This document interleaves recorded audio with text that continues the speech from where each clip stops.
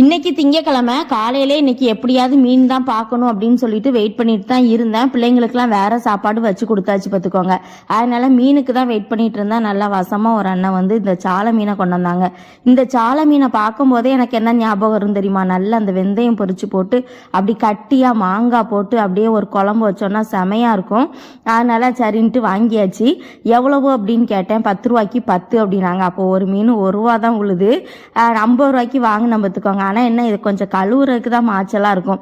மற்றபடி இதோட டேஸ்ட் அவ்வளோ ஒரு டேஸ்ட்டாக இருக்கும்.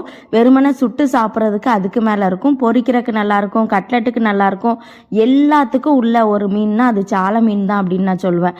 ஏன்னா அது உள்ள டேஸ்ட்டு அவ்வளோ ஒரு டேஸ்ட்டு. எண்ணி பார்த்துட்டேன், 50 மீன் இருக்குது. 50 ரூபாய்க்கு வாங்கினா 50 மீன் இருக்குது பார்த்துக்கோங்க. ரொம்ப சின்னது கிடையாது, அதே மாதிரி ரொம்ப அந்த மடா சைஸு பெருசு கிடையாது.